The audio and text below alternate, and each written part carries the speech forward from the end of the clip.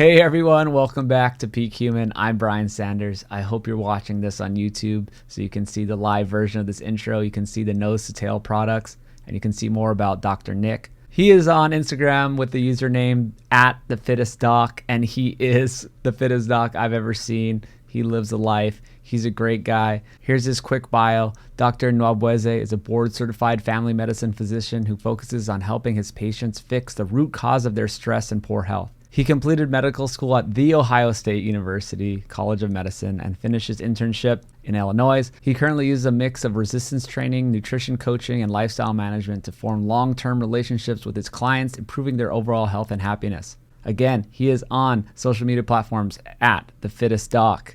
He's a beast. We talk about a lot of great stuff. We mentioned Dr. Ted Naiman a lot. We really agree with him. We're all three pals. We believe in the same type of diet: simplicity, protein, some exercise, resistance training. It's not that complicated. I love this interview because he gives some actionable advice. We stay practical. I hope you guys enjoyed this one. I hope you go back to episode 1 and listen to all the old episodes. I'm telling you, there's so much great stuff out there. You can see the whole journey that I've been on and how my ideas have slightly changed, but actually have stayed very much the same, right? It's all about these ancestral principles, and you can't really shake those. It's pretty solid. So go back to episode 1, check that out. Support me at Nose to Tail. Support the ranchers, right? That's what we're doing. We're supporting the land. We're supporting the ranching families here in Texas that are raising the meat, and we get it straight to you, no middlemen. So nosetotatail.org. We got some products here. I got my regenerative beef. I got my grass-fed, grass-finished, wild-crafted, holistically managed, organic, everything. You can't get better than this. You can't get better. This is the primal ground beef with the organs mixed in. I eat this all the time. I just had it for lunch and I'm having it for dinner again. 2 meals in a row. I love it. It has liver, heart, kidney, and spleen mixed in. Best way to get your organs. You don't taste them. Super simple, delicious. I use the Primal Special seasoning that you can also get at nosetotatail.org. And there's so many other options out there to get: pork, chicken, low PUFA diets. We have bison, we have lamb, all holistically managed in a regenerative way. This is the best way to raise animals. We got your back. We can deliver it straight to you. If not, find your local rancher who are doing these same practices. And we have some other products. Today I have the skin food. This stuff is always sold out, but I thought I'd just bust it out. Very creamy. It's whipped. It's unbelievable. We're going to get some more in stock soon, and we're finally ramping up to get our big order in so we won't run out anymore. So all the body care products are great. The soap is great. I picked up this one last time. This is the handmade soap that Tommy makes. Beef tallow, regenerative ranches. He goes around to the regenerative ranches in his area, collects the fat, renders it, and makes a lot of these products completely by hand. So get those now at nosetotatail.org. Check out what else we got there. The biltong, got some of that behind me, and the other stuff. So thanks so much for supporting me, supporting the podcast, sharing with a friend, starting back at episode 1, giving this podcast a review on iTunes or any other podcast app, and check out sapien.org for everything else. We have some stuff going on there: the tribe, the program, Get Healthy with a Health Coach. We got your back. We got a 12-week program with Dr. Gary. That's all for now. Let's get to this episode with Dr. Nick. All right, we're back. Hello, Dr. Nick Nwabweze. I think I got that right. Yes, you did. You nailed it. How are you today, Brian? I am awesome. I'm here in Austin, and you are in Denver. Yes, I am. That is great. I connected with you on Instagram. You are the fittest doc on Instagram. It might be true. You know, has anyone tried to challenge you on that yet? Well, it's funny that you say that. Sometimes that's been brought up, and in the first time it was brought up, it caught me by surprise because that wasn't the way I interpreted it when making it. But it's not a declarative statement. It's more, it's almost like, consider the username, the fittest Nick. What would that imply to you? It would imply to me, oh, this gentleman, this person is interested in becoming the fittest version of themselves, the fittest Nick that they can possibly be, right? So the fittest doc is just a twist on that. It's simply me trying to obviously do my job as a physician, as a doctor, well, while also becoming the healthiest, fittest version of myself. Because I don't think, from what I've seen, from a very obese doctors, doctors who smoke, doctors who make poor choices. Patients do not look upon hypocritical doctors well. So I don't ever want to be a hypocrite. I love it. No, you're doing it. You're doing it well. People should check out your Instagram to verify that he is in fact one of the fittest docs I've ever seen. You're doing Olympic lifts. You're doing all kinds of CrossFit stuff, heavy weights, and yeah, I suggest people check it out. And you're wearing a "Movement is Medicine" shirt, which I love too. We can You saw we that? can start off with Yes. that. Yeah, "Movement is Yes. Medicine." I love it. I love it. And Yes. I want you to give us a little intro into yourself and maybe that philosophy. Sure. So, a little background on myself. Uh, I let's go back to high school. So, I was raised in Lansing, Michigan. Primarily, I'm definitely Midwest bred. I in high school was fortunate enough to get a full ride scholarship for mechanical engineering. Um, so I moved on, graduated from high school, went to Michigan State University, where I proceeded to graduate with what I stated earlier, degree in mechanical engineering. However, I did absolutely nothing with that degree. I instead, because my entire goal from high school was to go to medical school, and I was aware that you could go to medical school being an art history major. It simply didn't matter. So, given the fact that an undergrad degree, specifically with a focus on engineering, mechanical engineering, that I chose was free, I chose to go that route. And I succeeded in transitioning from engineering to medicine. Went to med school at the Ohio State College of Medicine, graduated in 2015, and have been practicing since. So Michigan, Ohio, Illinois, and then Denver. So definitely have a whole lot of experience with the Midwest and all the snow that we have to offer.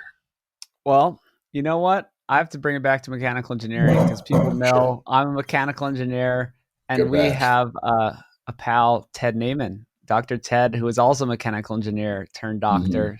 So, congrats on Yep, that. Do you think that's helped you? I do. I do. Yeah, I can't tell you how many ways that's helped me. I think that I can definitely tell you, Brian, and I'm very familiar with Dr. Naaman. We follow each other on Instagram. He's awesome. I love everything about that guy. But and I'm sure Ted can agree that um, medical schools actually seek out engineers. I definitely felt sought after with all the different interview requests that I got for medical school, simply based on my undergraduate studies. So I think that they realize, and it has borne out to be the truth in my experience, that engineers have a very methodical, logical way of thinking. And there is no venture in life where that doesn't serve you. Even in the gym, I can absolutely tell you. So you mentioned lifting Hmm. earlier, Brian, and Hmm. obviously I just don't. I don't only lift. I actually do. I very fundamentally believe in cardio, respiratory endurance, and cardiovascular fitness. So I don't think everything should just be lifting. You should also have some endurance. But to go back to your question, I use a lot of engineering in lifting. I cannot tell you how much, if you tell me to pick up a deadlift, to pick up a bar, to deadlift a bar, I'm thinking in my head rather, how do I keep this barbell as close to my center of mass as possible so I can lessen the moment arm and lessen the torque about my hips, right? So essentially, how can I be as efficient in this movement irrespective of what my heart rate is, how tired I am. If in my opinion, when you're very tired during a workout, you should actually be moving better. You should put more conscientious effort into moving better because you want to be more efficient. You're more tired. You know, every joule or kilojoule of energy that you exert should be very well placed. So, yeah, I think engineering has helped me in so many ventures in life, and I personally do not regret my undergraduate choice. Hmm. That makes me think of running too. I grew up doing football and track. And yeah, when you're doing a 400 meter, by the end, you are dead. Your body Right. is breaking down, lactic acid's taking over, you have nothing left, and you need to Right. be efficient, right? Yes. Most people, they're coming down that last home stretch, their arms are Mhm. everywhere, it's the Mhm. sloppiest thing ever. The people who Right. are good, the people who win are efficient, they maintain their form. They Absolutely. yes, because you can't have all that wasted energy. So Waste. Yep. Yep. okay, so we'll go into movement as medicine because that's great. And I Mhm. think you have a similar view on this, though. Mhm. So we're Mhm. saying, obviously, this is great. Cardiovascular health is great. Muscle growth is great. All this stuff's great. But Mhm. many people think that that's a way to lose fat. And Mhm. so I think there's a big difference between gaining muscle, overall health, losing fat, Mhm. all this type of stuff. Mhm. So maybe you can jump in on that. Yeah. So first of all, about the shirt, it's made by a good friend of mine on Instagram. You can buy the shirt yourself if you agree with what is espoused with it. It's the doctor who made the shirt. His name is Dr. Rico Visperas. His Instagram page is kinetic underscore and or I'm sorry, kinetic underscore foot underscore and underscore ankle. So kinetic foot and ankle.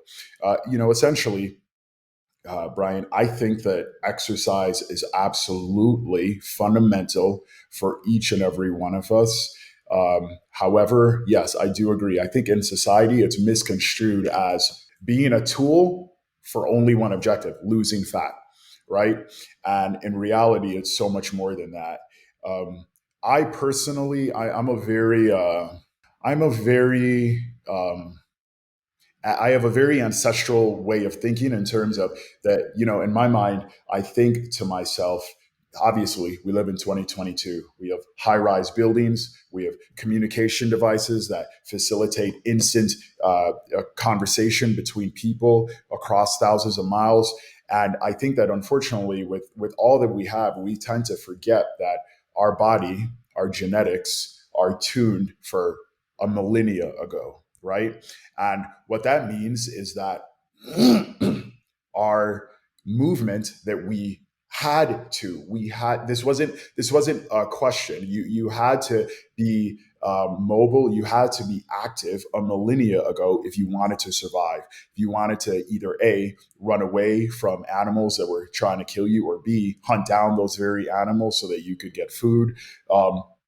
Or utilize your fitness in any various number of ways. So when you consider that fact, then you need to consider the fact that obviously through selection, through natural selection, and essentially the genes that were the most advantageous to our survival through pressure propagated through society, propagated through the population.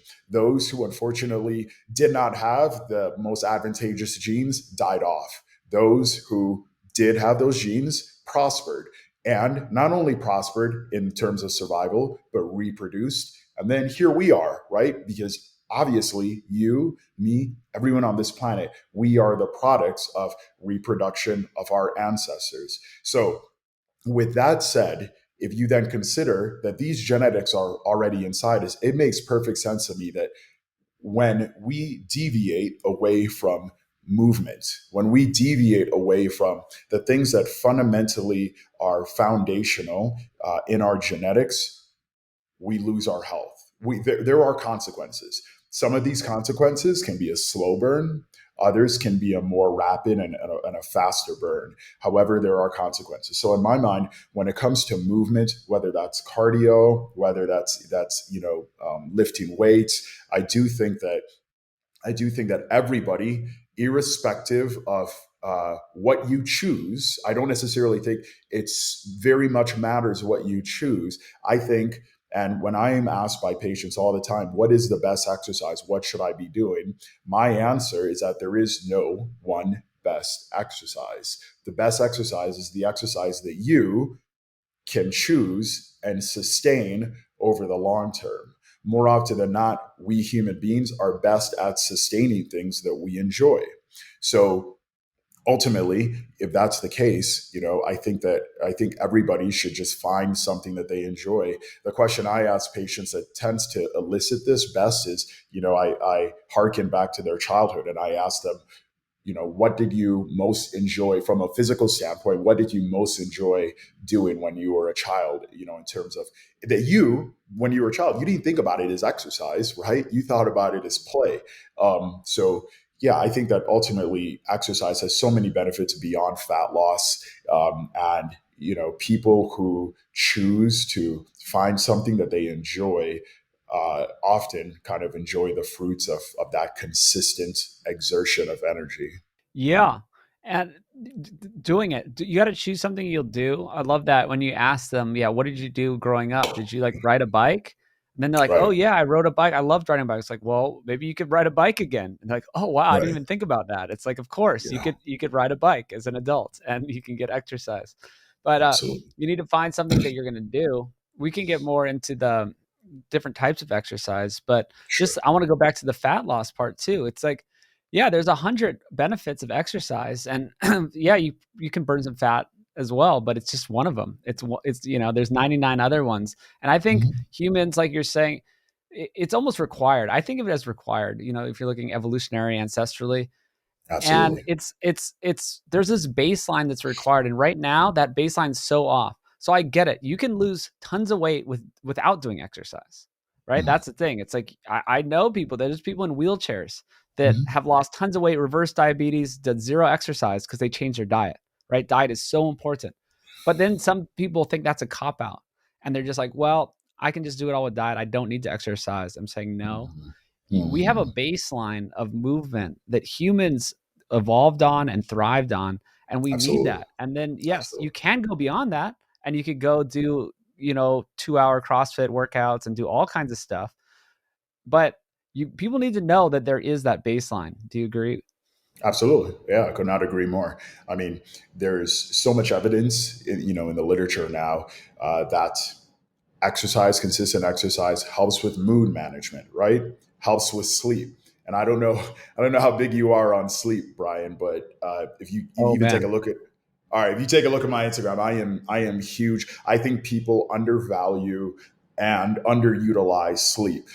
So exercise helps with so many things, right? Body composition, disease risk mitigation, right? All too often, I hear people say, "Oh, my genetics this, my genetics that." They basically will use their genetics as an excuse to either kind of not do something, or as an excuse to laud some other individual and basically put that other individual in a position greater than them, as if they cannot achieve that themselves. And one quote that I shared on my Instagram a while back, and I wrote a caption about it because one of my mentors in residency shared it with me, and it really stuck with me. And I'm sure you've heard of it. It's kind of popular by now. Genetics loads the gun, lifestyle pulls the trigger, right? So absolutely. when you consider that and how powerful that statement is, and that's a very true statement, because then it brings up things like epigenetics, nutrigenomics, just different fields that basically talk about, or basically, I'm sorry, allude to DNA methylation and activation, or inactivation of certain parts of your genome. And you realize that, hey, every choice that I make on a daily basis, whether it's food choices, sleep, stress, exercise, right?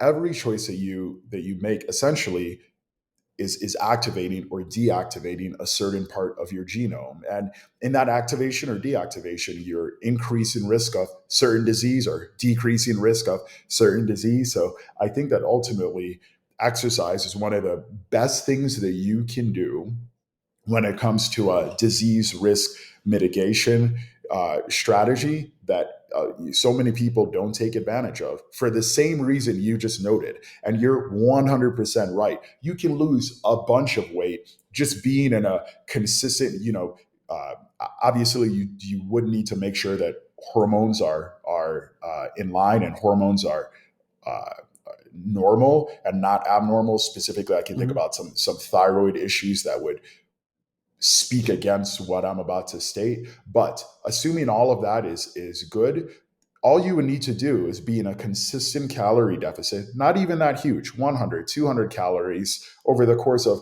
many weeks, many months, and you would lose a bunch of fat. However, here's the issue. In as much as that may be the case, now all of a sudden, you're losing out on all of the benefits of exercise, all the benefits that exercise connotes, whether that's improvement of your sleep, improvement of your mood, body composition changes. For example, a lot of people are not aware that when you put on more muscle, you essentially have a larger glycogen sink. You can eat more carbohydrate without adverse effect.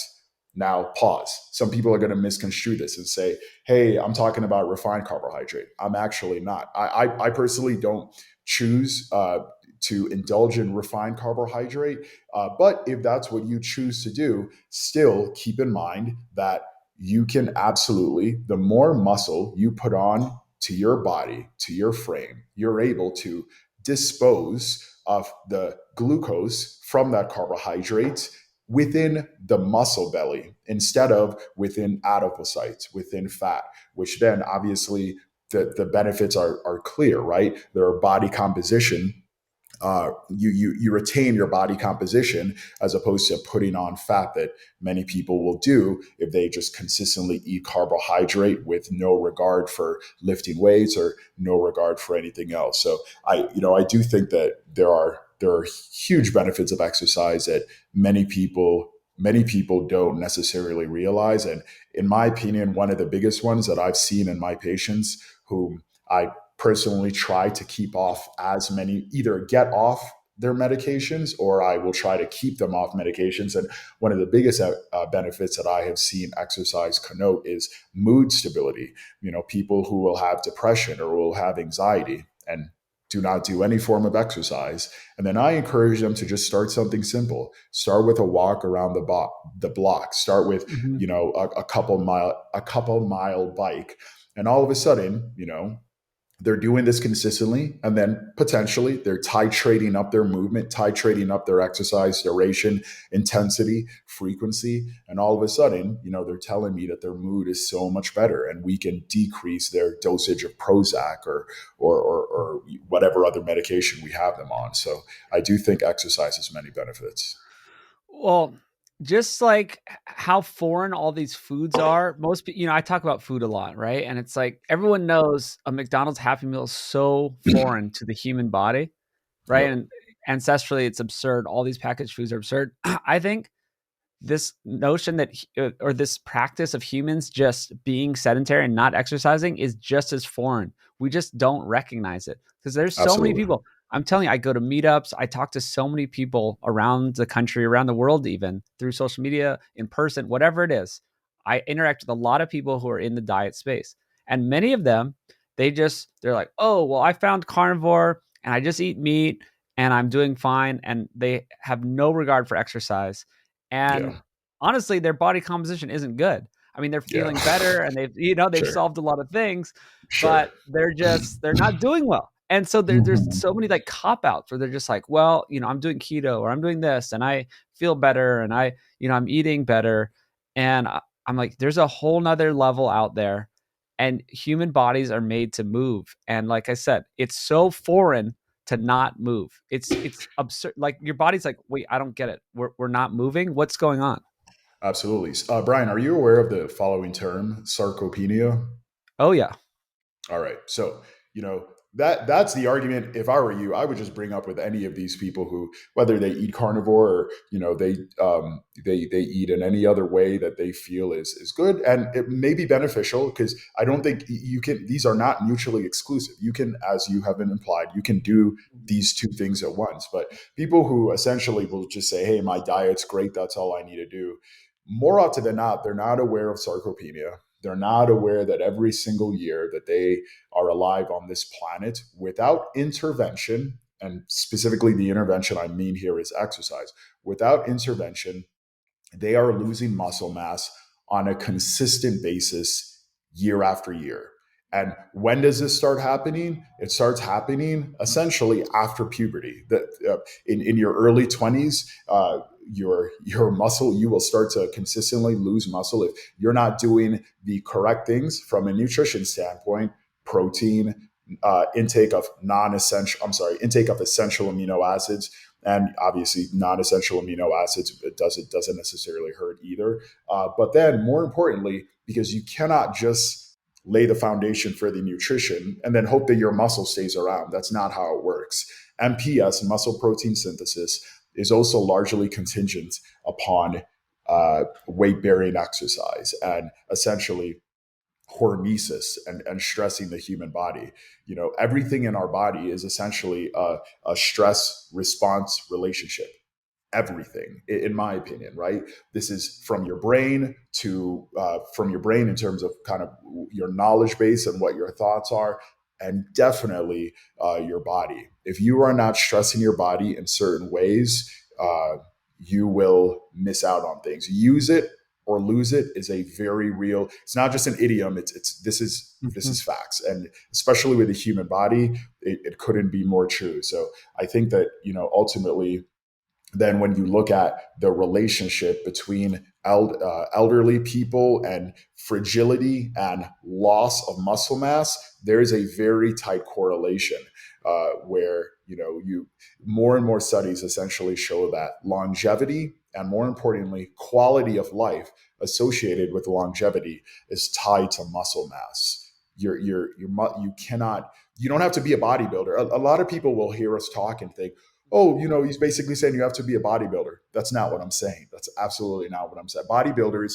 in my opinion, what's the definition of a bodybuilder? In my opinion, a bodybuilder is one who focuses on the attainment and retainment of mass muscle for no other purpose than aesthetic pleasure, right?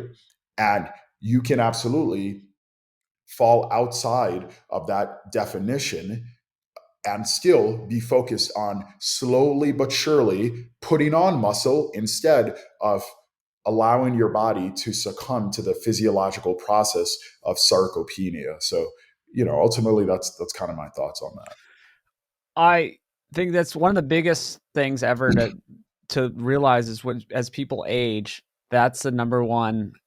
I think it's a number one, factor in how well they can thrive and how their health will be Mhm. maintained is Mhm. maintaining some kind of muscle mass. Grip Right. strength is an indication of muscle mass. I think Peter T gets a Absolutely. little caught up in the actual grip strength and is like, I think it's more than just like using a little thing to strengthen your hands. It's like that's an Right. indication that someone is strong. Sure.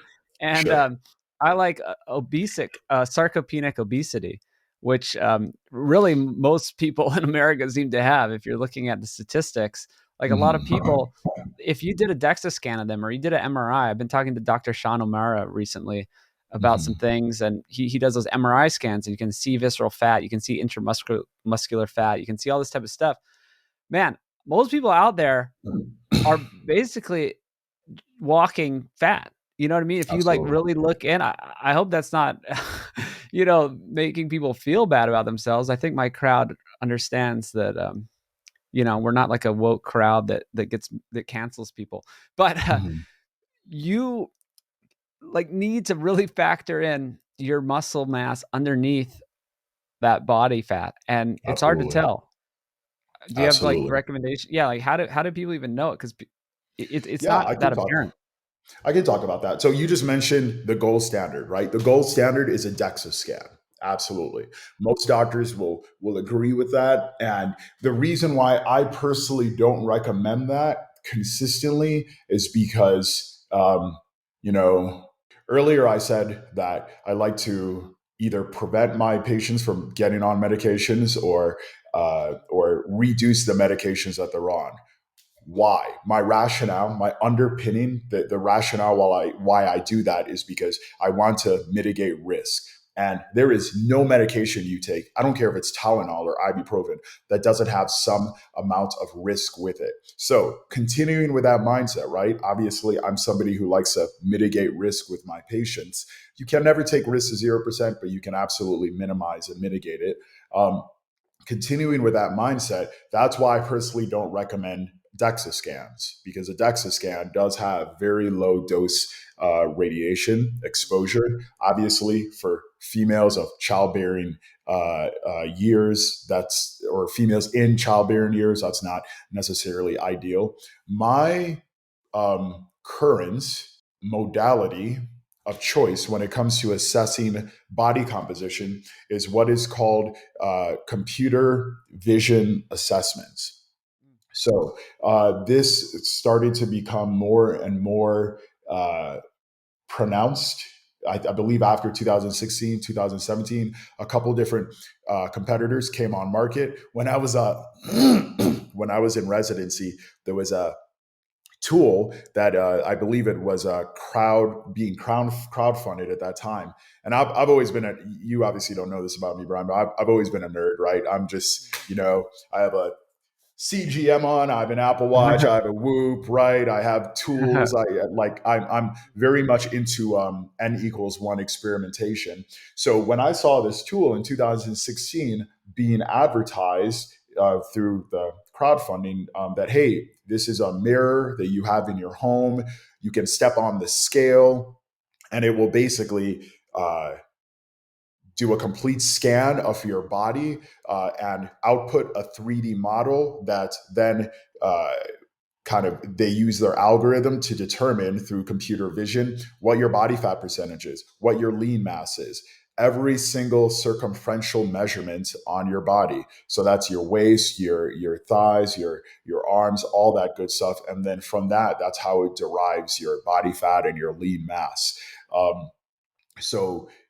This technology that I just mentioned, because it's computer vision, unlike Dexa, it does not use low dose radiation. It is not a CT scan. It is instead using infrared.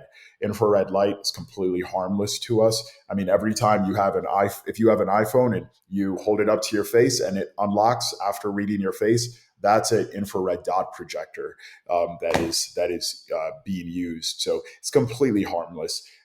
And as it pertains to accuracy, as I alluded to earlier, the DEXA scan is still 1,000%.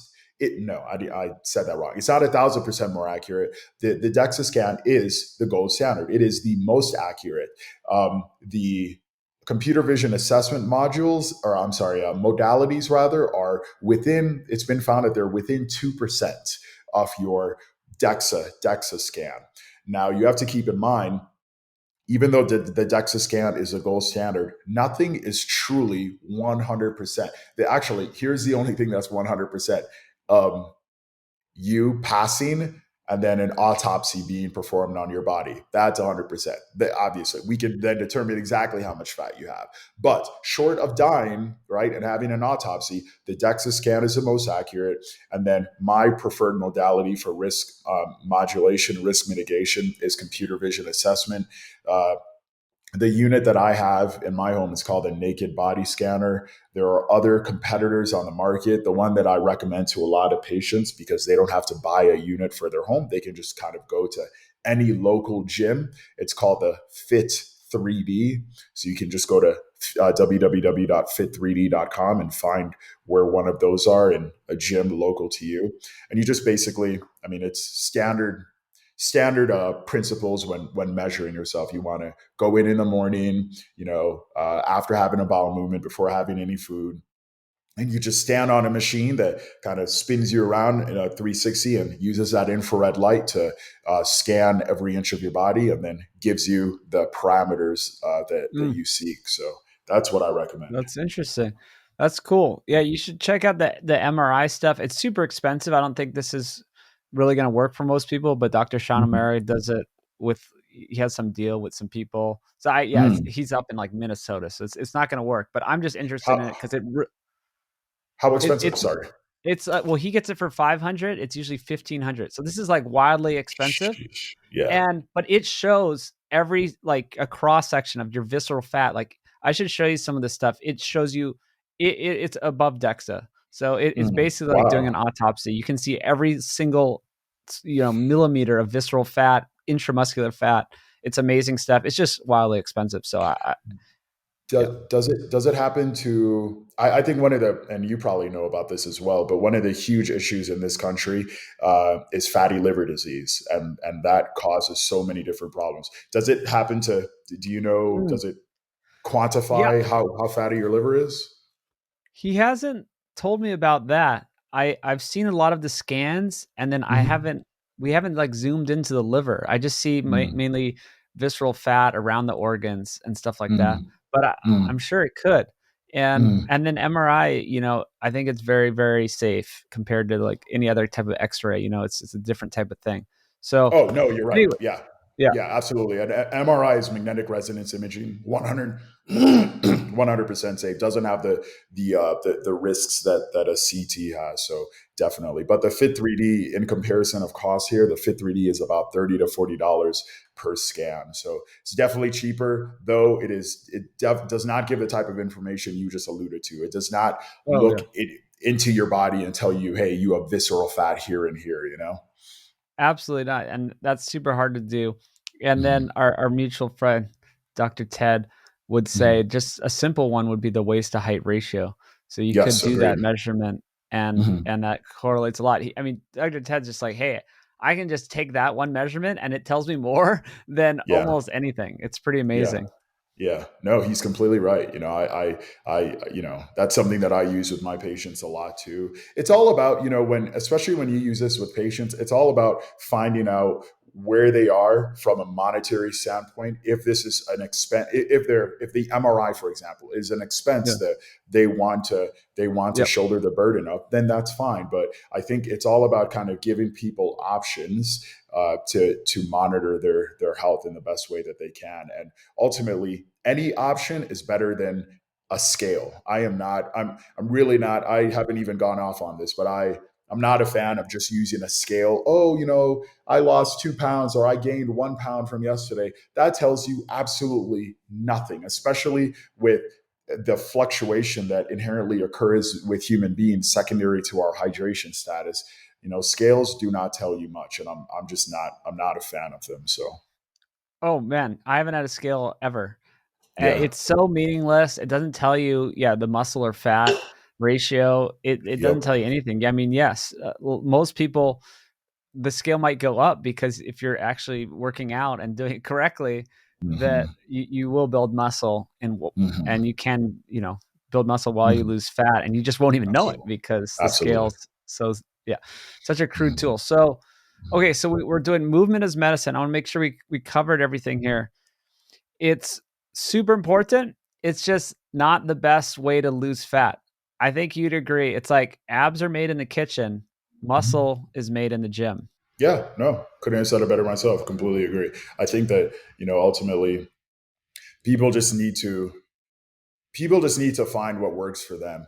All too often, people shoehorn exercise into, oh, Brian's telling me to exercise, or Dr. Nick is telling me to exercise. Therefore, I have to go to Planet Fitness, or I need to go to Gold's Gym, or I need to go to Vasa, or I need to go to CrossFit, and I need to lift weights. That's not what we're saying. What we're saying is find whatever movement. I do think it definitely helps to be very open minded. All too often, when I lived in Chicago, there was this almost like a gym pass where you could drop in to different activities. I think you had like 20 on the card. And one day you could try Zumba, the other day you could try Pilates, the other day you could try CrossFit.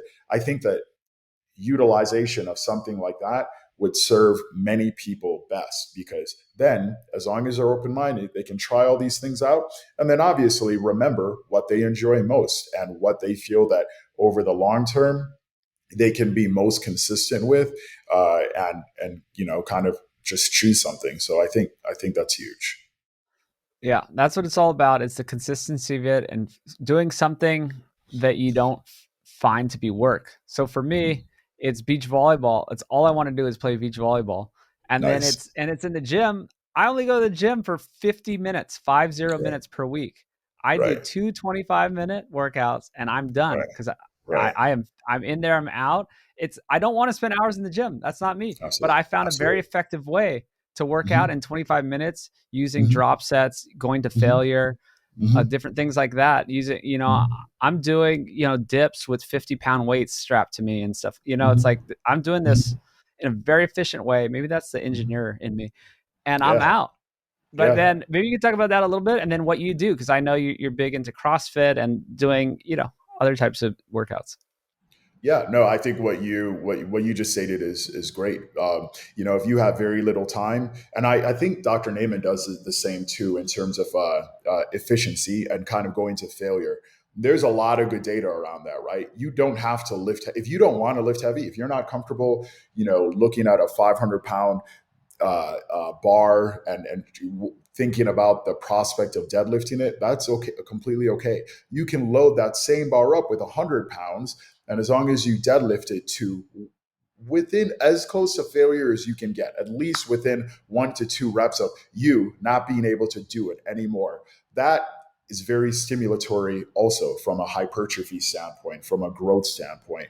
And is it induces the muscle to grow via a hormetic response. So I do think that what you're doing in terms of going to the gym 15 minutes total and using drop sets, and No, I'm 25 sure minutes. you 25 minutes, and I'm sure you go to Mhm. you go to Oh, failure, go to correct? failure. Yeah, and I Yeah. use drop sets to increase that going to failure, because I don't think I'm going to failure enough in that one Hmm. set. So then I Hmm. drop the weight a little bit and then do it Hmm. again to failure. Then I drop Hmm. the weight a little bit and go again to failure. So I can Hmm. put all that load on my muscle in one Hmm. continuous set, that, Hmm. and I'm not using super light weights too. You know what I Right, mean? right, right. I'm like hanging a 50-pound dumbbell from my waist and doing pull-ups. Hmm. It's not Hmm. easy. Hmm. And yeah. All right, can I ask you? How are you And it's funny. I just asked another patient, a patient of mine, this the other day. How are you quantifying? How are you logging progress with this? Because I would Yeah. imagine you're trying to put on muscle, right? So how are you quantifying that? Yeah, I'm like casually trying to put on muscle, but I don't write stuff down. Part of my goal is to kind of, I guess it's an ancestral goal is to not have all the gadgets. Although I appreciate the gadgets, and I did have a CGM, and I do like them. Mhm. And then I'm like, okay, now I'm done with them. And Mhm. so I don't like the idea of tracking everything, but Got I it. have a decent memory, so I Sure. know what I did last week, and I do Yeah. progress with these dumbbells. So it's like, yes, so 1 week I hung a 45, or I think I started with 40. I mean, really, I started with like 20s. I have a 20-pound weight vest back in the day, and I got up to 50. So I am Mhm. progressing with the Mhm. weight that I start with, and then the drop Mhm. weight that I would go. So yes, I go from 50 to 40 to 30. Mhm. And so that Mhm. has progressed. And also, I just kind of remember, okay, I did 8 on the first set, then 6, and then 4, or Mhm. 12, 10, 8, whatever it was. I do have a Mhm. sense of progressing on that as well as the weight. Awesome. I love it. That's Yeah. awesome. And then so tell us what you do. Not that everyone has to do it, but you are doing bigger weights, bigger lifts, CrossFit. Yeah. So I started CrossFit when I was in medical school. I've been doing it now for 11 or 12 years. I vividly remember my first 2 years, absolutely hating it, dreading every class because CrossFit, and as you alluded to, not everyone has to do it. It's just what I choose to do. It's what I enjoy. But what I enjoy about it most specifically is that you are pushing into discomfort. All too often in life, in so many regards, we all seek comfort. And CrossFit specifically uh, asks you consistently to seek discomfort, to if you can move a weight well, if you can do a lot of wall balls, or you can do a lot of burpees, and you can do those wall balls with good technique, do them faster. So kind of up the intensity, and with that upping up the intensity, obviously that's gonna be a greater stimulus from a hormetic standpoint. So I personally have like I said, I hated CrossFit my first year, 2 years, because that pain cave, that discomfort, it's not something that is natural to push into. Nobody just naturally has that. So the first, it took me, like I said, it took me a while to for my brain to change, to get to the point where I literally uh, am disappointed when I have a day that I don't CrossFit, or I'm disappointed when I don't have that stimulus. So, you know, it's, it's definitely been a lesson of love in terms of, uh, being patient with yourself. CrossFit has so many different movements. I mean, upwards of 30 or 40 different movements. And many of them, when you start, you cannot do. You simply cannot do. You're not capable, not just from a strength standpoint, but from a from a body coordination standpoint, from a movement standpoint, from an agility standpoint, from a balance mobility standpoint. There, you may not be able to do them. I remember ring muscle ups. I couldn't do ring muscle ups, Brian, for my first 6 years of CrossFit. It literally took me 6 years to learn that. And I had so many people over those 6 years like, "Hey, I don't understand. Your strength has increased. You've gotten stronger and stronger. Why can't you do this yet?" And I just was like, "I don't know. My body, like, it's the movement pattern." And I can tell you, I can actually share with you that the one movement that I still don't, I have it intermittently, but I do not have it consistently, that many other CrossFitters can do. And me, after 11 or 12 years of this, I still don't have it, is the ability to walk on your hands, to handstand walk. Mm. So that's still something that I'm Oh, learning. And interesting. Yeah. oh yeah, still something I'm learning. And I can tell you from my experience that people who have a gymnastics background who start CrossFit, it's almost like everyone else who doesn't have that gymnastics background, this is their rate of progress, right? Slow and steady. Somebody who has a gymnastics background, they come in and Ramp they're up. like, oh, Yeah. this movement that I've never done before, let me try it. And then they've got it. So I didn't have that gymnastics background growing up. I wish I did. But handstand walking probably would have come a lot easier. But ultimately, I just enjoy CrossFit. And I think, as somebody who's an engineer, one of the things that I most enjoy about CrossFit is everything. And you can choose to learn about this if you're super nerdy like us, or you can choose to ignore it. But everything has a physics background. Everything is based on mathematics and physics. And with that said, I think that the different movements, from the snatch to the clean and jerk to the squat to the deadlift, and then more precisely the fact that we quantify all of these over time. There's pretty much no CrossFit gym in the country that isn't on a program through your phone called SugarWOD or Wodify, or so basically, where all of us CrossFitters are very anal about logging our numbers. So I could literally look back very recently. I think 4 or 5 months back, I achieved a 500 pound back squat for the first time in my life. I'm currently 38 years old. So I think when I hit this back squat, I was 37 years old, and never in my life have I been able to do that. And I think what's beautiful about CrossFit is, okay, I know that I just hit a 500-pound back squat, but I can literally look back on the data that we have through the apps that we use for quantification. And I can tell you, hey, in December of 2015, my maximum back squat was 230 pounds or 240 or whatever it was. So I can actually show you the slow and steady increase across. There's literally nothing that I have been stronger at in the past when it comes to CrossFit as compared to now. And I very much, I think that's beautiful. I think all too often in society, we have this perception that as you get older, you get weaker, you get less capable, and you lose function. And from what I've seen, as a 38-year-old man, I've seen CrossFitters who are 50, 52, who can literally do things who, 25-year-old guys can't do. And for myself specifically, as I have stated, I am absolutely progressing. It's like I'm getting older, yet I'm getting better across the Yeah. board at everything. And I love that. That's so great. Yeah, I'm 38 as well. I think you probably have 40 pounds of muscle on me. But yeah, yeah, I am doing better each year. And people need Mm, to realize that I want to shake people out of their system of thinking, right? That's what I talked about before. It's like, oh, I'm doing this diet and I feel okay, but they don't exercise at all. and that they Absolutely. don't think, they're like, oh, I'm old. I'm like, you're not old. Mark Sisson No. is 67. He's out there sprinting with Yep. 18-year-olds. There was this Yep. 18-year-old when I was playing Ultimate Frisbee with him. He was beating people. Mark Sisson Yeah. was outrunning these teenagers. It was insane. So it's Nice. never too late. This is a great message. You know what though? What you're alluding to, and I don't think a lot of people fundamentally understand how important this is. But what you're alluding to, Brian, is the importance of your mindset across the board, right? This gentleman who you just spoke about, do you think he's over there, sitting back and thinking to himself and being sad and sorry for himself and thinking to himself, man, I wish I was 18. I would be able to do that if I was 18, and having a victim mentality and a victim mindset towards everything.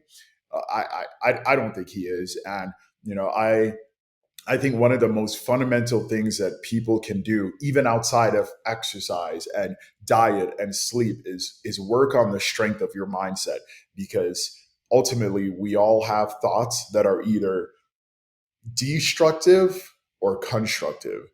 And all too often, you notice people who are very successful in any regard all through life, they tend to have very constructive mindsets. They do not they do not have a kind of philosophies that tend to hamper their ability to Mhm. progress. So I think that people who get older and older, and they look at it as if it's a bad omen, or they look at it as if they're less capable, or woe is me. Those are the people who your mindset is your truth. I mean, those are the people. If you truly believe that, that is what you Oh, will yeah. It's you will it's leave with. gonna be a self-fulfilling prophecy. Absolutely. I can't stand the pessimistic attitude. I'm Agreed. Me too. pessimistic ab That's the only thing I'm pessimistic about, is people with pessimistic attitude. Yeah. Yeah. Uh, Yeah. all right, so let's move to the diet side. I Sure. think you were also on the same page as that. I'm kind of trying to be in this camp, no camp, which kind of is a camp in itself, which is part of the Hmm. fun. It's part of Hmm. it's part of the joke there. But Hmm. camp, no camp with nutrition, to me, is just really simple ancestral based health that includes whole foods and animal foods. What say Hmm. you? I 100% agree. I tell my patients all the time, I'm not a diet proponent. I say that I'm agnostic. I do think, though, irrespective of the fact that you and I are diet agnostic, I can guarantee that we both believe that we should stay away from processed foods, right? Oh yeah. And when people tend to say, hey, Dr. Nick, I'm keto, or I'm carnivore, or I'm vegan, I ultimately reflect back one question to them, and that is the following: how is that working out for you? Right? Because all too often uh, we get our egos invested in these ideologies, when in reality, in my opinion, and probably yours as well, as engineers, the only thing that should really matter is the outcome. So if a vegan is coming to me and they're telling me, hey, Dr. Nick, I'm 10 years vegan, and they come to me in the clinic and they're damn near cachexic or physically anorexic, right? Or they need all these different supplements they need to take all these different supplements daily to supplement their diet. Then I start asking them, just ignore your ideology, look at the outcome, right? Is this the outcome that you ideally were seeking? That you would have to take all these different pills, or you would have to seek all these different supplements, or you would have you would have this much dysregulation of certain labs that I order for you. If that is not the outcome that you were seeking, then why be tied in with this ideology? So ultimately, I agree with you, Brian. I think it's best to be diet agnostic, and have a rich and various kind of intake of certain foods.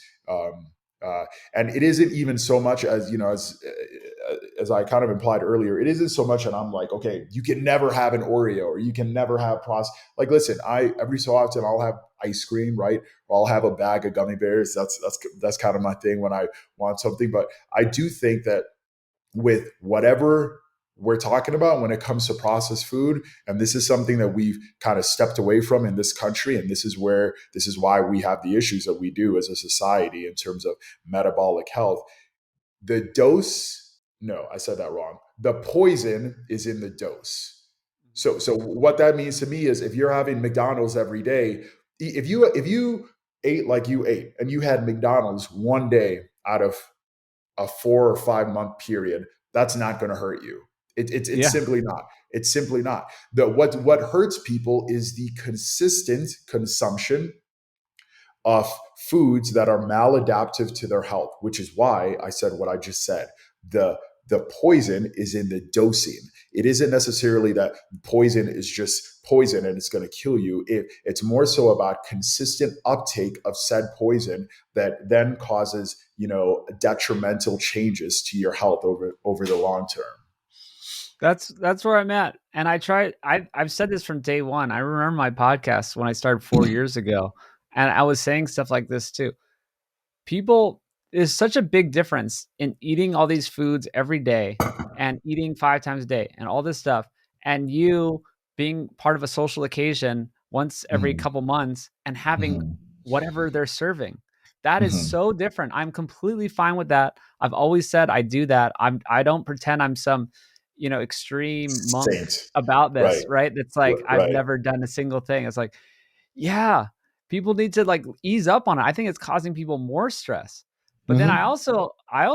I want to be appreciative of people with food addiction issues and different things going on, because yes, like you don't want to tell an alcoholic, "Oh, just have a beer every once in a while." So I Sure. get that. So I just want to be clear. If people know themselves and they know if they can allow themselves one day a month to, do the cheat day, which is a stupid term, or, whatever they do, and then it's going to spin them out of control, then don't do Mhm. that. I'm not talking Absolutely. to you. I'm talking to Absolutely. people who, like you said, the results matter, right? That's the proof is in the pudding. So Mhm. I'm looking at you, you're looking at me. We're doing great. We have good metabolic health. We're taking this Mhm. stuff seriously. And then, yeah, you're doing your CrossFit workouts for 2 hours. You could have some ice cream. I eat ice Mhm. cream. You get a clean ice cream that only has a couple ingredients. That's great. What's the big Mhm. deal? Because Mhm. it's working for me, because it approves of Mhm. the pudding. If I have Mhm. a bit of ice cream after a workout, that's not that's not the same as, yeah, some person who's completely sedentary, a diabetic who's like 50 eating ice cream. I'm not telling that Mhm. person to go eat ice cream. So Mhm. yeah, good nuance there to bring up. Yeah. And the Yeah. processed foods, I mean, yeah, you could go on. Just go on. It's a simple thing. We can recap the diet stuff. It's including animal foods, it's including whole foods, it's avoiding processed foods. There's a bunch of good diets that fit that description, and they're not even diets. This is just a lifestyle, really. Mm-hmm. Yeah. It's just crazy that I feel like people like you and I are the rarity these days. So what I mean by that is that so many people eat processed food in this country that it's the normal thing, right? If you stand back and you look at our society from a metabolic health standpoint, I mean, we're in ruins, right? 1/3 of Americans have hypertension right now. 1/3 of Americans have high blood pressure. 10% of children aged 12 to 18 years old have hypertension. Uh, if you the projections as of right now are that by the year 2030, 50% of Americans will be obese, not just overweight, literally obese, right? 45% of Americans have fatty liver disease, and fatty liver disease then will cause a subset of issues, sequelae in the future that are devastating, including but not limited to type 2 diabetes and insulin resistance. So I think that as a society, we've kind of gone so far away from the way that we should be eating. And here's the thing, this is what I alluded to earlier, right? Look at the outcomes. So like just look at the numbers. And that outside of whether or not you believe processed food is truly poison, or if you believe that, you should eat, that one should eat, as we're talking about, just disregard that. Disregard your beliefs. Look at the numbers. what do the numbers clearly imply that something is awry, Yeah. that something is up. And so essentially we can continue to ignore the damage that these foods are having on us as a society, or we can make the individual, because obviously as an individual you can really only control your actions. You can, hope to teach and hope to influence other people, but in reality the only actions we can control, are those of ourselves. So I think that, it definitely benefits people to take a step back, look at the outcomes, look at the data, look at the way we're going as a country, and realize that there are certain things that they don't necessarily have to associate themselves with an ideology, with a diet, but it definitely makes a lot of sense to follow certain principles. Yeah, absolutely. I call it, yeah, just a framework, or I call it the sapien framework, and it's just these principles. Exactly. So you mentioned how many people are obese these days. How do you navigate that as a physician? And I know you do online medicine. So yeah, I encourage everyone to look you up, and you can book Dr. Nick no matter where you are in the country. But how do you navigate this with people? Because I push back against the fat acceptance movement, but I always say I am certainly not into fat shaming. Like that is terrible. Like I was skinny shamed most of my life, and it feels bad. I get it. You know what I mean? Like I can't change it. I'm a skinny guy. I have skinny arms and legs, and it sucks that people are shaming you for that. So absolutely no fat shaming. But how do you navigate this fat acceptance movement? Because we know it causes problems. We know it's not healthy. Yet there's this public mainstream kind of idea that it's perfectly fine. It's healthy. It's diet's not possible. I'm like, yeah, it's not possible because you're giving them terrible diet advice and no one's going to do it. And it doesn't work. And, eating low fat diets and processed carbs are not, and just trying to count calories is never going to work. So how do you kind of navigate that in general and even with your patients? So that's a great question, because I do think that that is something. There is so much ego that I've noticed, and you may be different, and I may be different, right? And probably Dr. Naaman may be different, and essentially anybody who's super logical may not necessarily view this subject with so much emotion and ego. But we are not the norm. We're not like everybody, and I get that. So with that said, I have noticed ever since graduating med school in 2015, there is so much associated and so much invested in exactly what we're talking about, in weight, that it's something that you cannot. It's a subject that is so difficult to broach with empathy and with care, and have people recognize the empathy that you're approaching it with, to the extent where even as a doctor you need to like walk on eggshells with it. And that's super annoying to me. But listen, whether or not it's annoying, it's reality. And I don't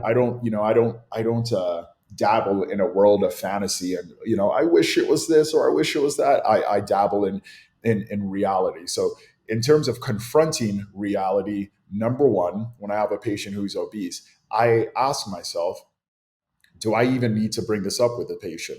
And what I mean by that is I determine, is this patient obese and metabolically healthy, or are they obese and metabolically unhealthy? Because there is a difference. You can absolutely look like you and look like me and be metabolically unhealthy. And I check a number of labs and you are just deranged across the board, right? The converse of that is also true. You can also not look like you, not look like me, be very obese. And I check a number of labs and you are metabolically healthy. You have no derangement across the board. So essentially, things under the surface of your skin are working in order. So when I come across people like that, I say nothing. It's not. I will obviously I may tell them, hey, you are obese per definition, but your labs look like this and this and this, and things are fine, and I'm not necessarily concerned. However, if things are the other way around and they are very large and metabolically unhealthy, then the way I choose to, I very matter of factly, without any pejoratives associated, without any negative connotation, I will convey to them, hey, you are this is the reality of your labs. You are very metabolically unhealthy, and you're obese. And given the fact that I'm somebody who doesn't want to necessarily put you on a statin medication, or doesn't want to put you on a fibrate, doesn't want to put you on high blood pressure medicines, I would rather that we address this with lifestyle modification. And that's not just weight loss, that's a number of different things. But it's, this is, I essentially will propose to them, hey, we can absolutely address your lifestyle. And over the course of many weeks and many months, because as I said earlier, right, the poison is in the dose. I also believe that the cure is in the dose. And what I mean by that is, if you're consistently doing the right things, you can reverse. It does matter what kind of state you are in, but for most cases, you can reverse where you're at. So when I manage to convey it that way with patients, and I let them know that in as much as I am the doctor, they are the ones who are truly empowered with making day-to-day changes that benefit themselves. Because ultimately, a year from now, 2 years from now, 10 years from now, when you are not on medications, when you are still above ground, when you haven't had a stroke, haven't had a heart attack, haven't had any kind of disadvantageous outcome happen, that won't benefit me. That will benefit you. So when I convey it this way, and like I said, convey it without any negative connotations, usually patients are open to trying any form of lifestyle modifications. And I think what is most important is when they're at this place where they're willing to give things a shot, willing to give things a try, you need to, as the doctor, then establish a frequent feedback mechanism. That can be any number of things, right? That can be the Dexa scan that we talked about earlier, the MRI, the Fit3D, the computer vision assessment, labs. Ultimately, what you need to do is show them that their consistent action, even in the short term, even if it's just been 2 or 3 weeks or a month, but you need to show them that their consistent action is having an effect. And obviously, then, usually with most people, given the psychology of human beings, that causes them to double down. That causes the effect to snowball. And they're much more likely to stay consistent and stay on board with the plan that you've designed. So I think ultimately it's something that we all need to approach very, just because of the society we live in. And I do agree with you. I'm not of the fat acceptance movement. However, I also don't believe that it's okay you can't shame anybody. You can't deride you cannot deride people into change. It's just not just with Oh fat. yeah.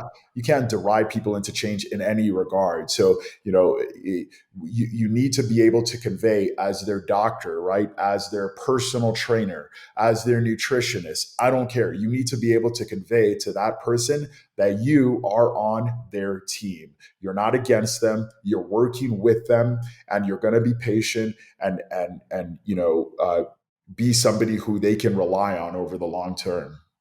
Yeah, absolutely. And yeah, let them know that it's not their fault. Yeah, you're not deriding them. It's not their fault. They've gotten the wrong information. I get it. If you're told that you're supposed to be eating like granola bars and low fat cereal, and it doesn't work, of course. Mhm. So uh, I want to know more about these people who are obese and healthy, because I know that's possible. There's people have certain personal fat thresholds. So some people can get a lot more subcutaneous fat and they won't have visceral fat. So yes, they Mhm. can be larger and they can be Mhm. healthy. I completely understand that concept because, as you said, the converse of that, it's called the TOFI, or the MONW. TOFI Yep. is thin on the outside, fat on the inside. MONW is metabolically obese, normal weight. Uh, Mhm. and these people, so the opposite would be yes. So they could appear thin, but they could have tons of visceral fat. So it really does Mhm. come down to visceral fat. So yes, Mhm. someone can be of a larger weight and carry a lot of subcutaneous fat in a healthy way, but not have visceral fat and have normal blood markers. I just don't know how common that is, or if we're getting the right labs on these people, because I think sometimes if you're not doing an insulin test, you won't know. If you're just looking at their blood sugar, you could say, oh, you're in our HbA1c, because I think because some of our ranges are so wrong, for one thing, right? We have this, we're normalizing high blood sugar ranges. And also, if we don't know their insulin because it's super expensive and hard to measure, so their blood sugar could seem normal just by us not knowing that their insulin's already out of control. Mm-hmm. Yeah. I mean, ultimately, I think that I can't necessarily speak to the percentage of people who are, metabolically obese, normal weight, and the inverse of that. But I can tell you that you can absolutely see this in labs. I personally, a couple different labs that I'll like to look at are, what's your lipid panel for sure. What are not just your fasting insulin, but your fasting glucose, your hemoglobin A1C. But I do think fasting insulin, if you're able to get it, can absolutely tell you a lot. Um, Liver enzymes, ALT and AST, also tell you a lot. Uh, Yep. and it's one of these things where when somebody is deranged with uh, how they handle the energy, aka food, how they handle the energy coming into their body and how it is stored, things show up, on labs. And ultimately, it comes down to exactly what you stated earlier. Where is, if they are in a consistent calorie surplus and they're putting on fat, where is this fat going? Is it going to the hypodermis and superficial fat, right? Or is it going to around their organs, or even more deadly, intrahepatic fat? So fat within the liver. Um, and if it's one of the latter, then that's absolutely terrible for their metabolic health overall, and will lead to a myriad of diseases in the near future. If it's in going to their superficial fat, and specifically only that, then they can absolutely have completely normal labs. But ultimately, I do think it's very useful for doctors to understand kind of these different labs. And here's another issue that you kind of alluded to, that I absolutely agree with you on. So many of the normal values that doctors look for in patients' labs are okay. They're normal, but they're not optimal. There's a difference between normal and optimal, right? Mm-hmm. For example, HDL, the good cholesterol. So, so many panels across the country will say anything above 39 is a good number. That's not my goal. In any of my patients, my goal is 60 or above, right? You want that as high as possible. Vitamin D, okay, we should want a vitamin D of above 30. That's normal. In my opinion, that's still low, right? And from an optimal health standpoint, I want that higher. I want that 50 or 60. Obviously not 100, because there is something called vitamin D toxicity. But I want that. You want that to be as high as you can manage to get it. So we definitely live with an issue here where so many doctors are quite simply ordering labs on patients, going down the list as they're reading off the labs and looking to the right. Does the computer say it's abnormal or normal? And Yeah. obviously the computer is really only comparing these values that we just talked about, not the optimal, just normal, abnormal. And how are they determining this? They're literally, what's the reference range? The reference range is on a population scale. What are people mostly having? What's the mean, right? And then standard deviations of the mean, and then kind of plotting out the curve from there, and then determining, okay, well, this is one standard deviation away from the mean in any regard, and kind of this is our reference range. And in reality, you don't want to just be in the Oh, reference, right in the middle. You want to, exactly. yeah. So you Take a want to look be as around. optimal. You don't want to be a standard American. Absolutely, sure, And then what about agreed. trigs? Do you have a goal for trigs? Absolutely. I want trigs as low as possible. Under 100 is a goal, but I personally, my triglycerides, the last time I checked it was like 50. And, I think it's something that patients should seek to get as low as possible. And how do you do that? You probably already know the answer to this question, Brian. But the way that you do that is you minimize consumption of processed foods. Bottom line, Yep. if your triglycerides are going to be either uh, elevated when you take in consumption when you consume processed carbohydrates, refined sugars all the time. So usually I can pretty much you can I can see a patient and not have any idea how they eat and do a lipid test on them. And as long as that lipid test is truly fasted, so they fasted for at least 12 hours, if not more, Yep. I can tell you all about what they eat on a daily Yeah. basis, right? Oh, I like doing So that. Yeah. yeah, yeah. So yeah, triglycerides are definitely something we should all minimize. Something else that I alluded to earlier, and it's part of your liver enzymes is ALT. So ALT and AST are two liver enzymes, and ALT specifically is reflective of the presence of liver fat, and liver fat causes all types of issues. Essentially, the fattier your liver gets, the more your pancreas, who has blood that dumps into the liver before returning back into vasculature, the more your pancreas then needs to make insulin. So basically, the fattier your liver is, the higher your insulin needs to be to control your glucose to the same amount. Ultimately, I think it's best, and this is something else that exercise does, right? Exercise, especially weight bearing exercise, makes you more insulin sensitive. What does that mean? That means that you need less insulin to control glucose at the same level. And anything that we can do to minimize our our insulin over the long term is a good thing. So staying away from fatty liver, as I just implied, that fatty liver mandates higher levels of insulin secretion from the pancreas. Staying away from fatty liver is great. Staying away from anything.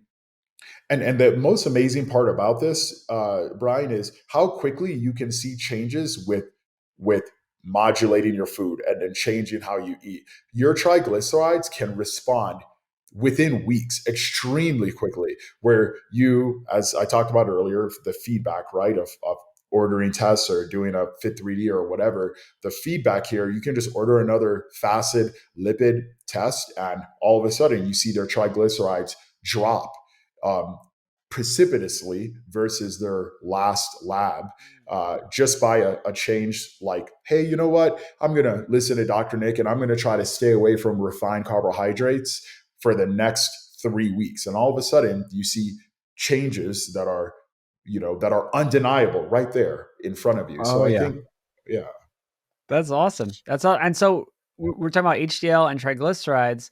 And again, we'll bring up Ted, Dr. Ted here. The ratio is so important.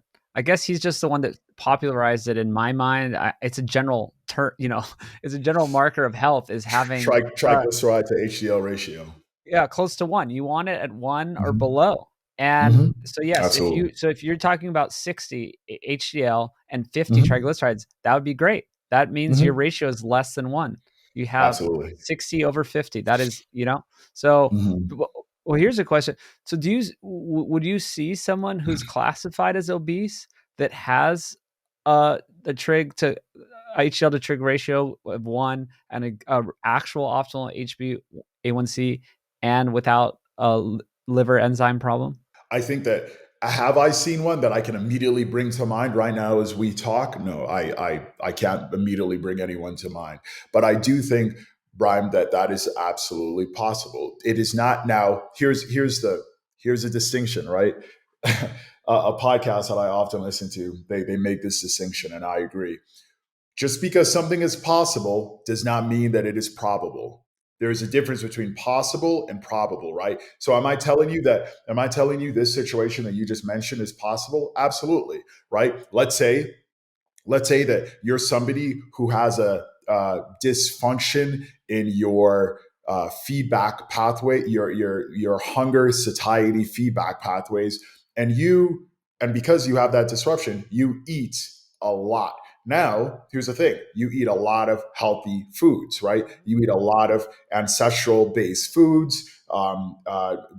Almost no processed food. But what does that mean? What does that imply? That implies to me you're in a calorie surplus over a sustained amount of time. That's the type of person that, in my mind, would have optimal labs, yet will have extra energy storage shunted to their superficial adipocytes, their superficial fat. Subcutaneous fat. Yeah, exactly. Exactly. There's subcutaneous fat. And then these are the people who could potentially have the labs that we just talked about.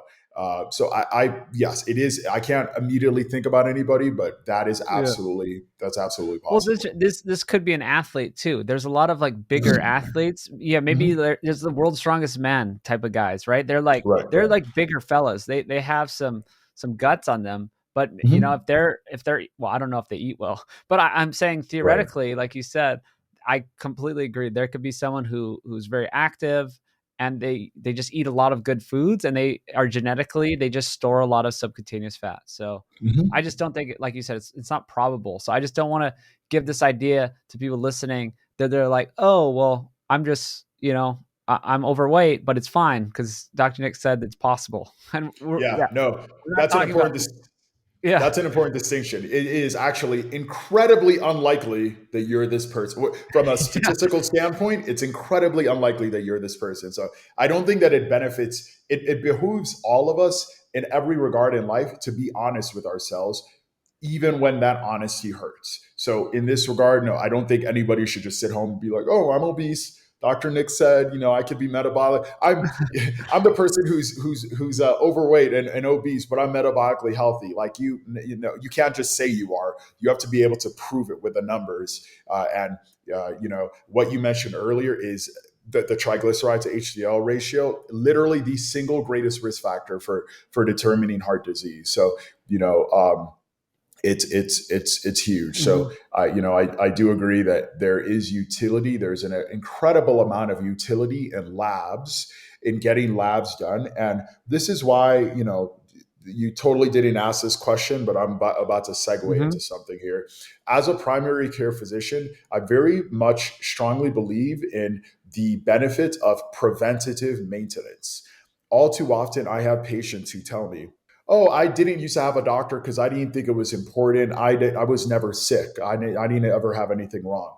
And I bring up one analogy with those people and it just manages to crush their arguments. And I tell them, your car, how often, if you know anything about car care, how often do you get the engine oil and the oil filter changed? How often do you balance the tires, right? To how often do you get new tires or rotate the tires? Essentially, my argument is that you focus on not driving your car until you break down in the middle of nowhere America. You focus on hmm preventative maintenance on your car so that you don't just randomly break down, so that you can keep trucking and keep your schedule on point.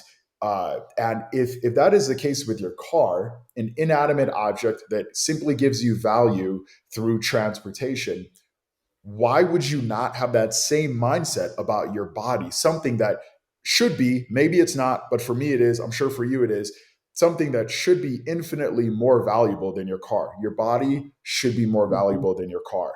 So, with that said, primary care physicians like myself, doctors who are not specialized and instead help patients across the board with all of their medical problems should very much utilize preventative medicine, which isn't just labs, is also talking to patients about lifestyle factors and giving recommendations. But one part of that that's huge, that every single year a patient should get done, are their annual labs. You should know where you stand at any given time. And more importantly than where you stand at any given time, what is your trend, right? Is your hemoglobin A1C slowly trending up and you're Mhm. slowly approaching pre-diabetic?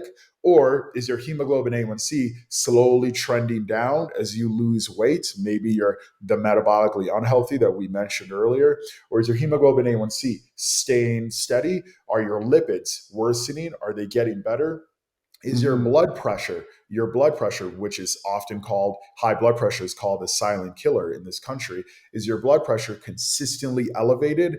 And in being so, damaging every organ in your body on a consistent, recurring basis, day after day, right? These are things that, if you realize, as we talked about earlier, if you realize that the poison is in the dose of something, of anything, then you need to realize that, you know, you should be on top of things that can hurt you, even if they're minute in the beginning, that can hurt you over the long term. So I'm really not a fan of patients who don't utilize or realize the power of prevention over cure, right?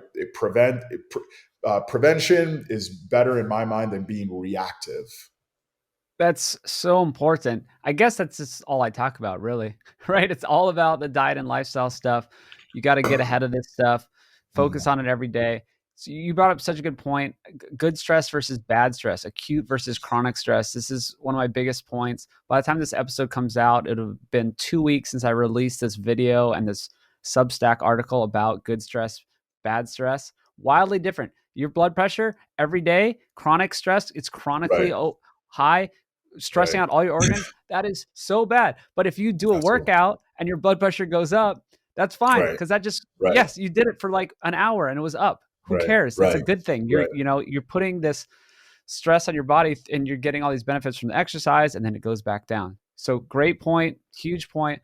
Uh, Man, there's this one thing I don't want to. I want to wrap this up in the next 3 minutes. But this was so interesting to me. I heard you on another podcast talking about an Indian gentleman that came to you and who actually gained 6 pounds of fat after working out for 3 years. He tracked all this stuff, and I think he was vegetarian. So I just wanted to throw this in because it's really interesting the difference. We were talking about protein, we're talking about working out, it kind of talking about fat, talking about all these different things, and that you could have someone who's doing the workout tracking, doing all this stuff that's supposed to be good, yet gained fat.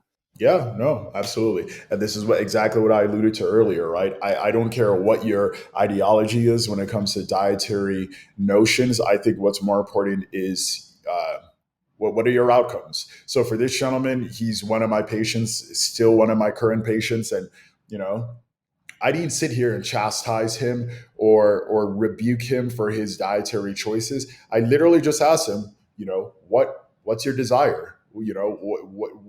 What are your current outcomes and what is your desire? And do your current choices on a day-to-day basis reflect that desire that you have? Will it eventually lead to that?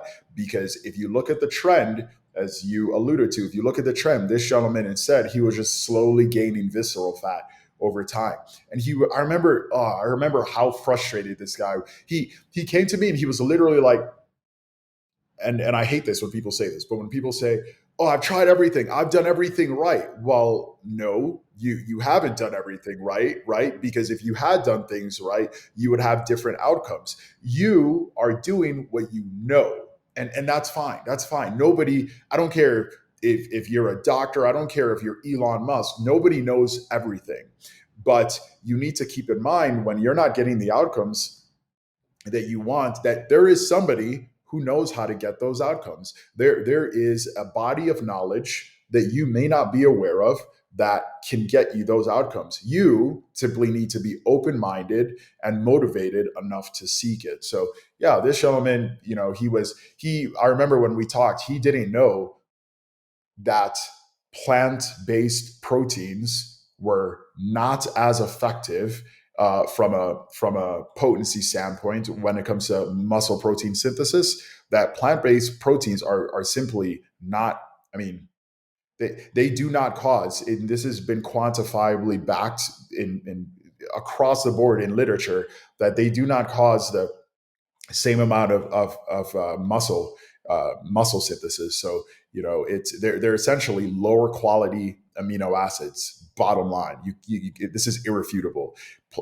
So you can sit here with your ideology and be super invested in that, or you can look at the outcomes and realize, I'm consistently eating a protein that is I'm sorry, an amino acid that is not as effective in building muscle. It is essentially of lower quality, yet I'm expecting, an outcome that I am not managing to attract. So maybe I need to change things, but all too often people don't realize that until you kind of hold the mirror up to them and ask them, what they see.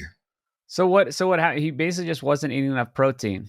Yeah, so we're still working together. It wasn't even just eating enough protein, because here's the thing, right? So one of the things that I help a lot of patients with, because of its intimate association with metabolic health, is controlling their weight, specifically controlling how much visceral fat that they have, and specifically helping them lose that. And one thing that I do in doing that is I determine, through just some math and some formulas, I determine uh, what should be their daily protein intake. How many grams of protein should they be taking in daily to hit their goals, right?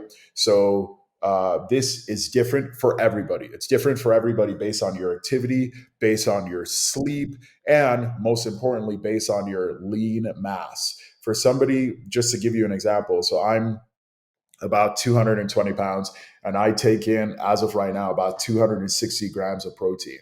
So this gentleman, I can't remember how much protein I have recommended for him, but here's the important part, Brian. It isn't so much that he wasn't just taking in enough protein, because even me, if I'm 220 pounds and I do the math on myself, and I should be taking in 260 grams of protein to achieve my goal, but then I get that 260 grams of protein strictly from plant-based foods, then all of a sudden I'm actually under eating the amount of protein I should be having. Because what did I say earlier? That the amino acid profile I'm sorry, the amino acids that you get from plant-based protein are not as effective. They're simply not. So if I'm only getting protein from plant-based foods, then I actually need more protein than 260.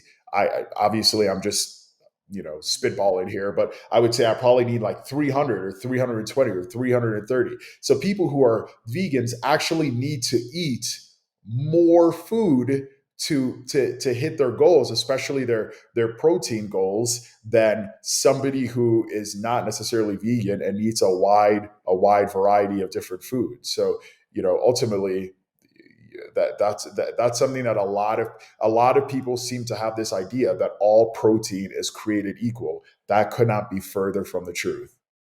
It's not, and most people need to eat fewer calories. So you're really working against yourself if you're trying to eat plant-based protein. So Absolutely. everyone listening knows this. We eat animal protein in this crowd. We're not afraid of the meat or the eggs and fish. So great stuff.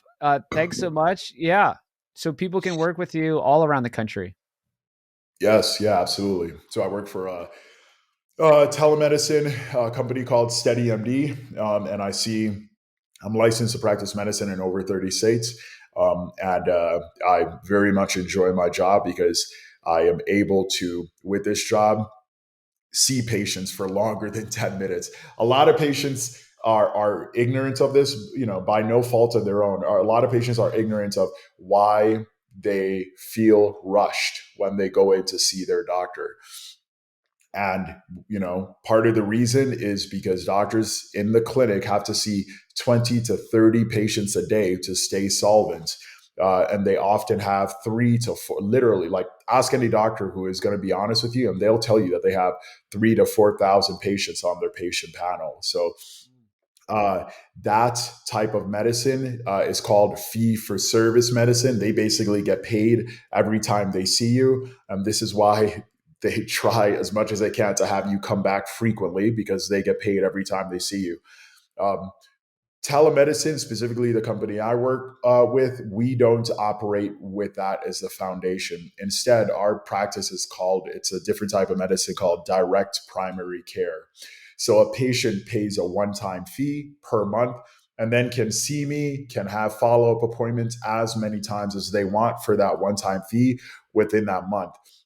And the very real difference that this promotes is that all of a sudden we go from patients who are too scared to come in to see the doctor for something that they deem to be little at the beginning. And the reason why they don't want to come in and see that doctor for that thing that they deem to be little is because they don't want to get hit with a copay. They don't want to have to pay more and more. But with a physician like myself, any physician who's employed under the direct primary care model, patients understand, hey, I've already paid Dr. Nick for this month. I have I had a patient the other day who messaged me after she developed a rash from using a new deodorant, right? So instead of just letting that sit for 2 or 3 weeks and things getting worse and worse and turning into a possible cellulitic infection, and then God knows what, needing to be hospitalized for it. She messaged me within a day or two that it started. I correctly diagnosed it, gave her recommendations, and it got better and better instead of getting worse and worse. So, ultimately, I very much like my job now because I can help people. With instead of 10-minute appointments, my first appointment with patients is an hour long at the minimum. The longest appointment I've had, my first appointment, has been 2.5 hours long for a patient who had a lot. So I think that there's a lot of utility in finding a doctor who is of a service that essentially prioritizes prevention as opposed to reaction, and that's what I do with SteadyMD. That's so great. I love the direct primary care model. The incentives are aligned instead of this sick care system where it's the opposite. Absolutely. So you can Absolutely. check out Dr. Nick at TheFittestDoc on Instagram. And thanks so much. Yeah, no worries. I appreciate you having me on. And in terms of having me as your doctor, it's just www.steadymd.com/Dr. Nick. Um, yeah, I appreciate you having me on. And this has been a stimulating conversation, and definitely would love to talk to you at any time in the future. Awesome. Yeah, we're going to try to get you in the Food Lies film. We'll get you over to Austin. And well, yeah, if we're throwing out websites, I'm going to throw out nosetotail.org. Get your good Yes. meat. Awesome. Get your good meat with us. We have all the other products too. We have the biltong. We got liverivores now. I put liver in our beef sticks, which Nice. I don't know if anyone's ever done before. So those are really great. And speaking of body care, we got a great deodorant that I think will just be coming out very soon Mm. when this podcast airs. That's just made with beef tallow and a few Mm. other simple ingredients. So, Wow. yeah. That's awesome because so many deodorants these days are aluminum, Oh man, phthalates, so many like. Uh, and these are the types of things people need to be concerned about because you use deodorant every day, right? The yep. dose, the poison is in the dose. So if you're It's a using chronic something, stress, absolutely, basically. absolutely, Yeah, yeah. yeah. So that's an awesome deodorant. I would definitely like to try that. All right. Well, we gotta figure out how to get this produced. It's been a long Sure. journey, but nosetail.org and check out Dr. Nick at the SteadyMD's website. We'll link to it in the show notes. Thank you so much. We'll see you soon. Yep. Bye. All right. Oh,